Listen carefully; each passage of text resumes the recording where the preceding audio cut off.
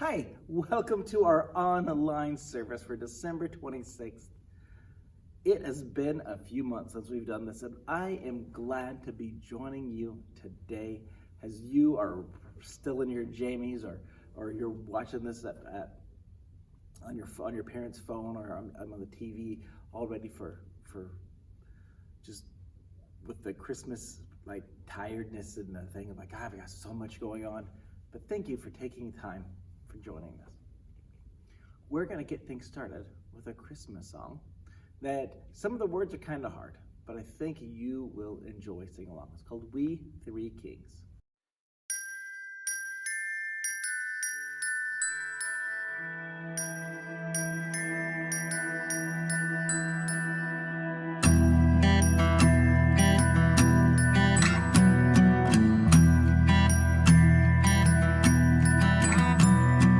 We three kings of Orient are bearing gifts, we traverse afar, field and fountain, moor and mountain, following yonder star.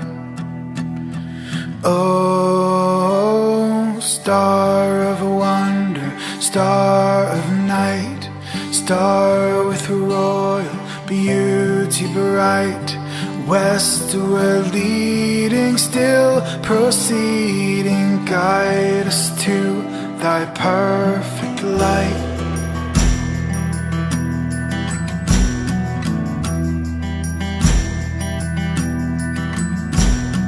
Born a king on Bethlehem's plain, gold I bring to crown him again, King forever, ceasing never, over us all to reign.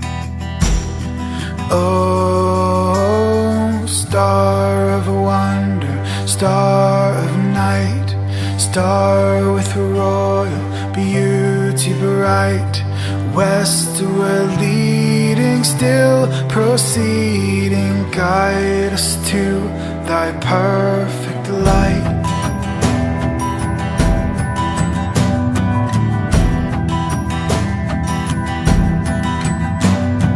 Frankincense to offer have I, incense owns a deity nigh, prayer and praising, all men raising, worship in God most high. Oh, star of wonder, star of night, star with royal beauty bright, westward leading, still proceeding, guide us to thy perfect light.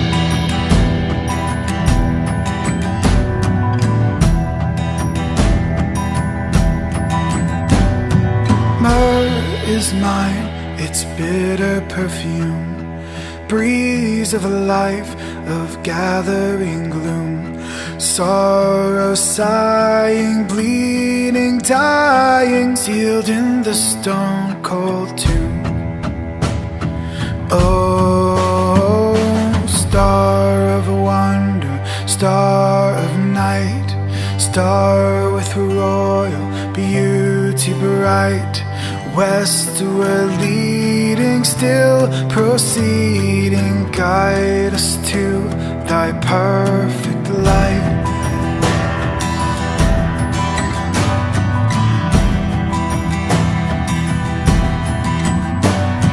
Glorious now, behold him arise, King and God in sacrifice. Alleluia, alleluia, birth to Henry replies. Oh, star of wonder, star of night, star with royal beauty bright, westward leading, still proceeding, guide us to thy perfect light.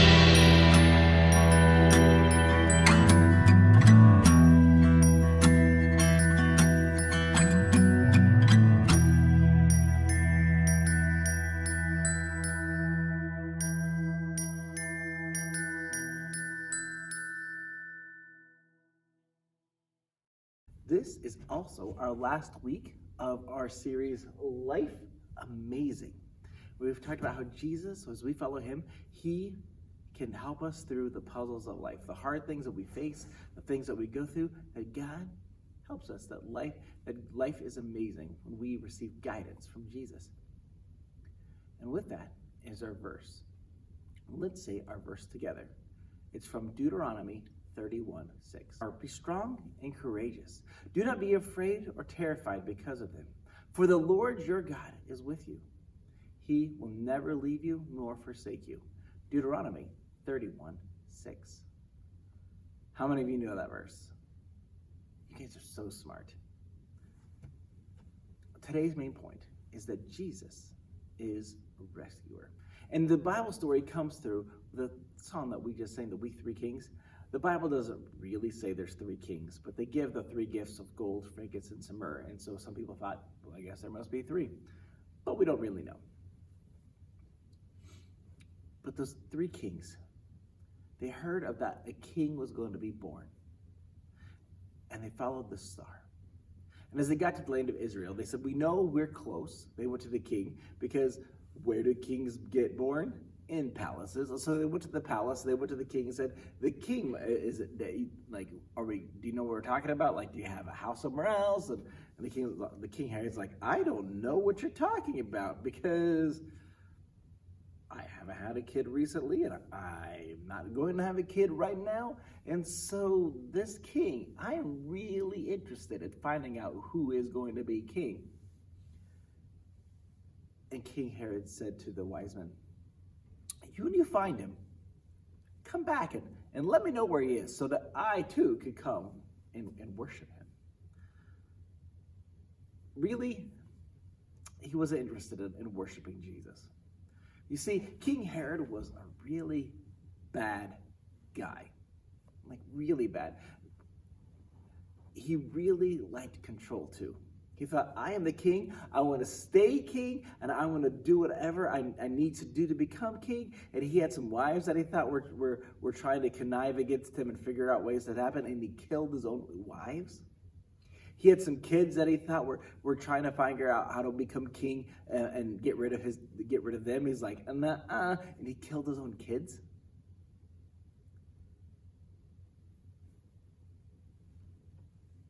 And he thought, I'm going to find this king that is born. And I'm going to kill him too. So he didn't say that part out loud, but he said to the wise men, let me know where he is, so I'll worship him. And by worship, he really meant.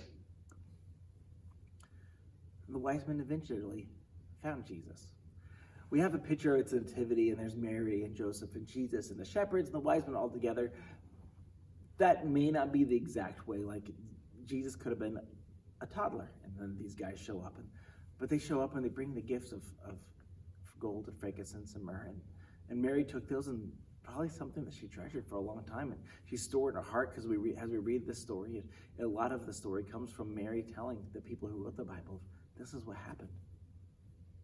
She may have still had some of the frankincense and myrrh, or she may have had some of the gold. Said, this is the gold that the wise men brought.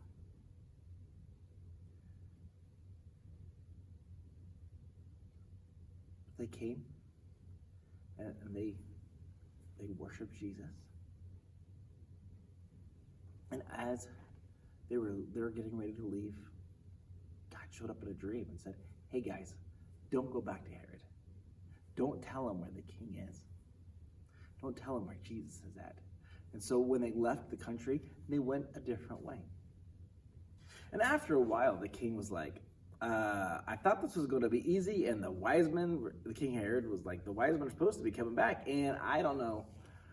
Last I heard, they were in Bethlehem. So what's going to happen is I am going to kill every single kid, every single male child, every single boy under the age of 2 in Bethlehem. All of them dead. Pretty evil. So, but before that word got to Bethlehem, and before the soldiers showed up, God showed up to Joseph. Here's our little Joseph from our nativity. God showed up to Joseph and said, hey, Joseph, you need to take your family. And you need to take them and leave Bethlehem. And you need to take them to Egypt. And so Joseph got his Jesus. And he took him to Egypt. And there they stayed. God had rescued Jesus. And Joseph had rescued Jesus from certain death.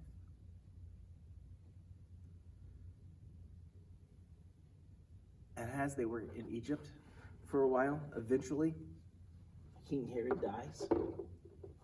And King Herod, being the evil guy that he was, he said, here's the deal.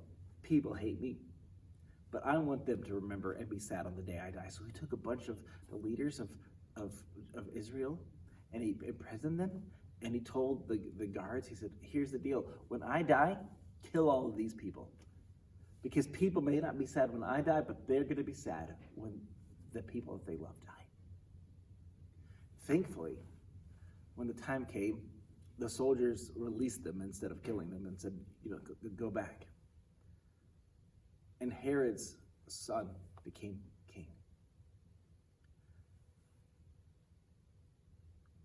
And Joseph heard about this. He's like, is it time to go back? And God showed up to Joseph again and said, go back. But don't go back to where you come. Go north to that region of Galilee and go to this town of Nazareth. And this stuff fulfilled some of the prophecy. Micah says, out of Egypt I'd called my son. And so it showed that God's son really was called out of Egypt. And another prophecy is that the Messiah would be called a Nazarene, which was somebody from Nazareth. And that's where Jesus grew up, and he was called a Nazarene. And God rescued Jesus again, brought him to the land he was supposed to be. Here's the thing, God rescues us.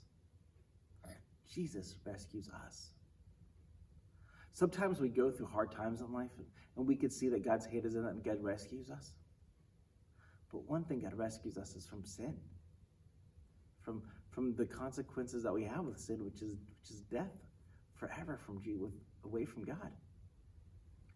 And as we decide to follow Jesus, we are rescued from the biggest punishment and the worst thing of all, being away from God forever. If you've never decided to follow Jesus and you want to say, I want to do that, I don't want to experience the consequences of sin and being away from God forever, then God offers a rescue plan. As we begin to follow Jesus and live the life that he has for us, we are rescued from sin, are rescued from eternal death. We're also get to experience the life that God has for us, which is good. It's not perfect, but it's good. In fact, some of us, you may say, like, I've decided to follow Jesus, and I know I've been rescued from sin, and I know I've been rescued from death, but there's some other things going on in my life right now. Maybe there's something going on with your family, and you're like, I need some rescuing here. Or there's something going on with your friends, and you're like, I need rescued from some of these situations. I need someone's help. Maybe it's something at school, and you're like, man, I could be rescued from math class. But you need help. We can call and say, God, can you please rescue us? God very well may. But he also, just like a verse says, he will never leave us or forsake us. That no matter what we go through, he is with us. And he won't leave us alone. We might not be out of a situation, but God rescues us by being with us through in those situations. And for that, we can worship